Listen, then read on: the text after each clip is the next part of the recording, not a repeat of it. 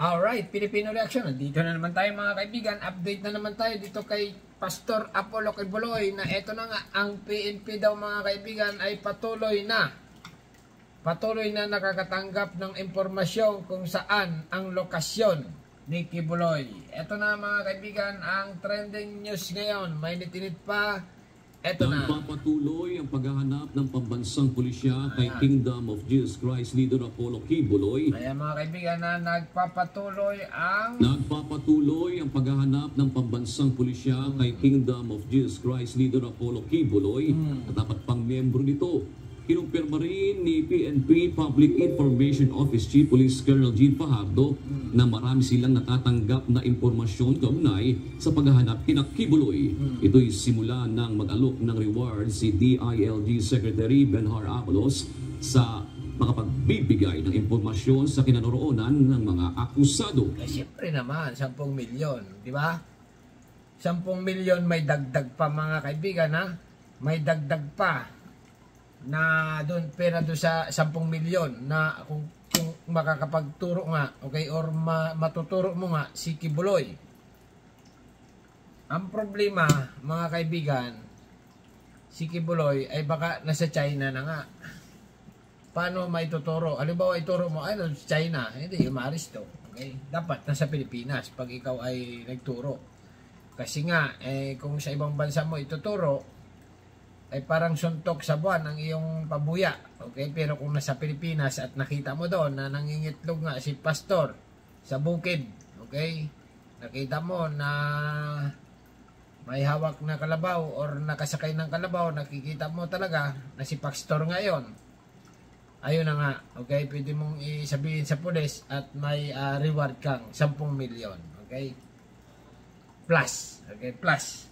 Continue lang si Ginoong Shane Abalos. Yung ating hotline ay talagang mainit. Marami po tayong nakukuha po na information, but we have to si Jen Fajardo.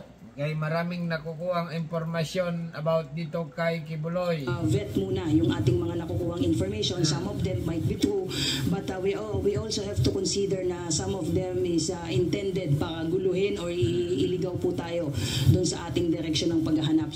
Ibig sabihin ang nagbibigay ng impormasyon kung nasaan si pastor ay iba-ibang tao or iba-ibang lokasyon. Magulo yan pag ganyan, okay?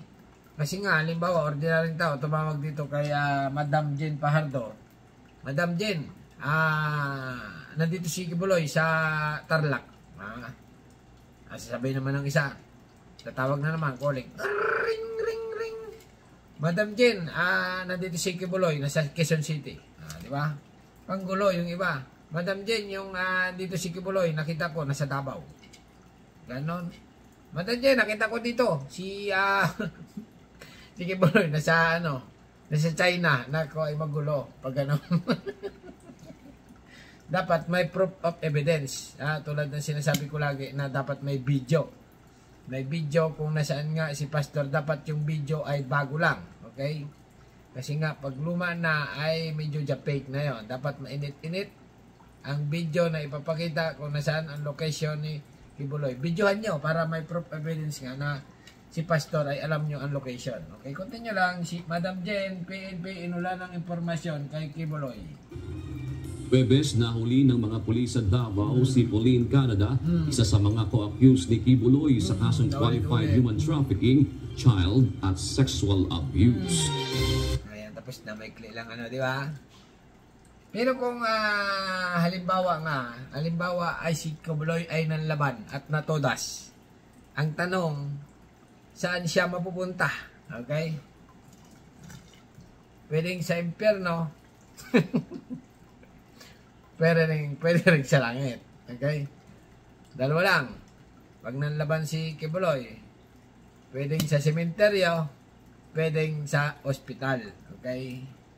Pero kung halimbawa nadakip nga ng buhay si Quiboloy, ano ang mangyayari, mga kaibigan? Siyempre, bibigyan ng 10 milyon or higit ang nakapagturo kay Quiboloy. At si Quiboloy nga, siguro ay ikukulong muna mga kaibigan. Kasi nga, pag hindi ikinulong, ay possible na tatakas. Okay?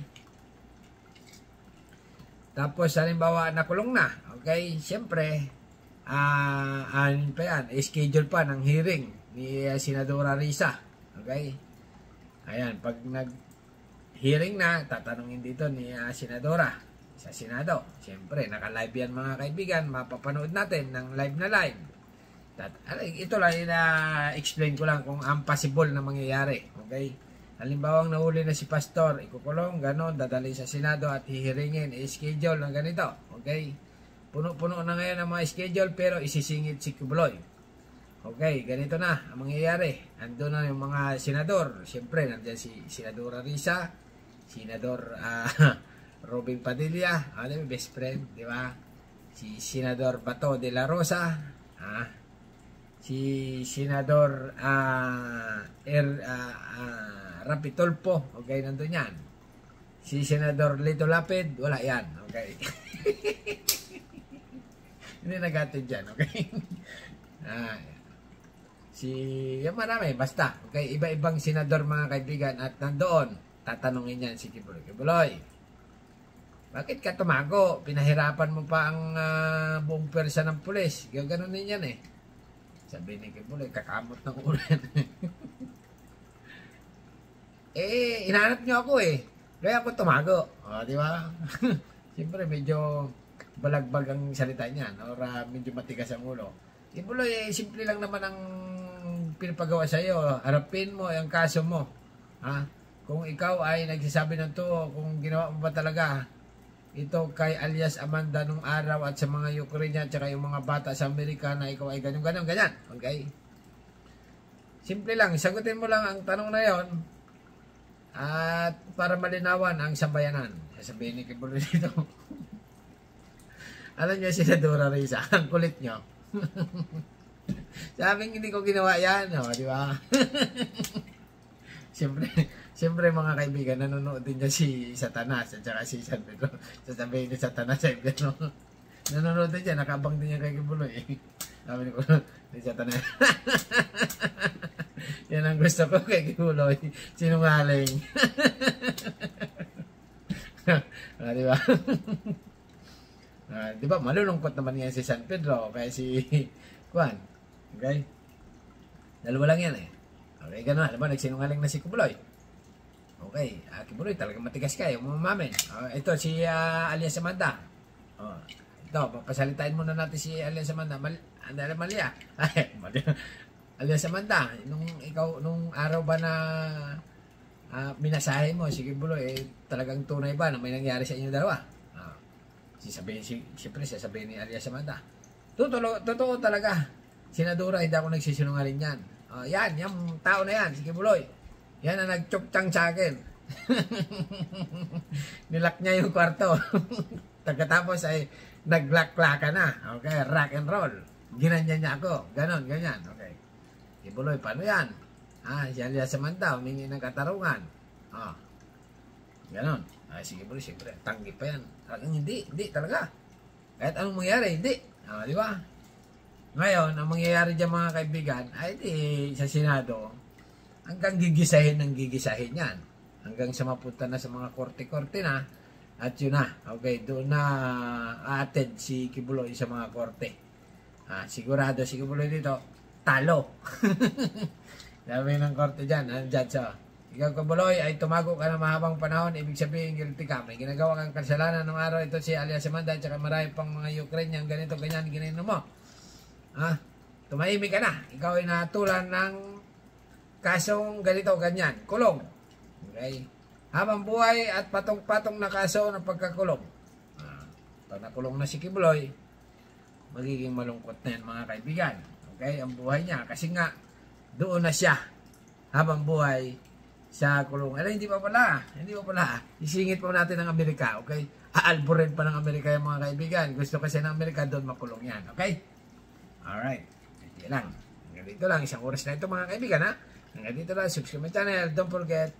Kasi nga naman, Kibuloy ayaw lumabas Pinapahirapan pa ang mga marites. Kaya, sari-sari na tuloy ang naglalabasan. Di ba? Ito naman ay theory lang at reaction video dito sa paghahanap kay Kibuloy. Okay, hanggang dito na lang at subscribe channel. Don't forget. Kibuloy, subscribe. Thank you, bye-bye. Comment.